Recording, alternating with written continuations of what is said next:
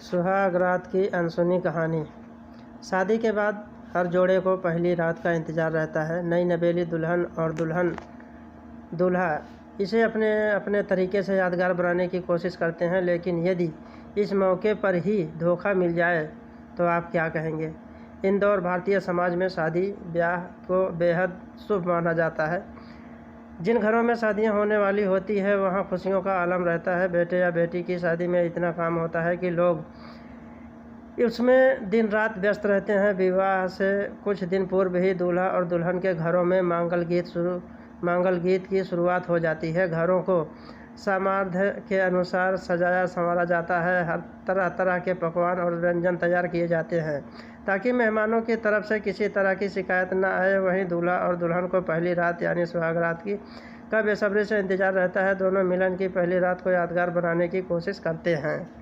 इसके लिए अभिनव तरीके से अपनाए जाते हैं, लेकिन शादी की पहली रात ही जब दूल्हे के साथ धोखा हो जाए तो उसकी क्या हालत होगी, इसका सहज ही अंदाज़ा लगाया जा सकता है। कुछ ऐसा ही वाक़या इंदौर में कुछ समय पहले सामने आया। दूल्हा पक्ष को चपत लगाने की साजिश के तहत सोच समझ कर शादी का चक्रव्यूह रच गया।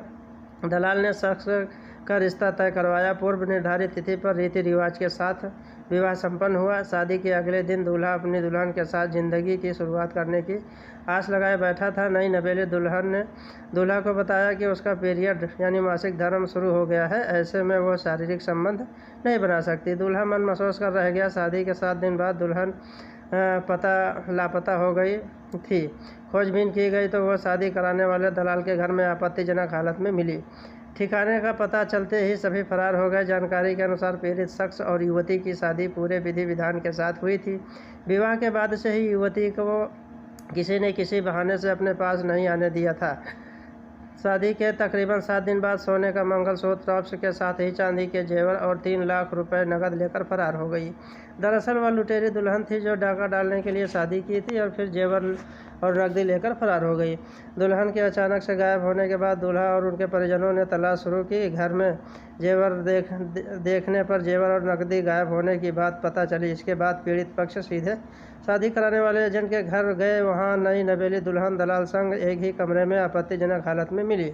इससे दूल्हा और उनके परिवारों के पैरों तले जमीन खिसक गई थी। बाद में पूरा माजरा समझ आया कि यह लुटेरी दुल्हन इन सभी के खिलाफ पुलिस में शिकायत दर्ज करवाई गई थी। पुलिस ने बताया कि इसके पीछे बहुत बड़ा गैंग है।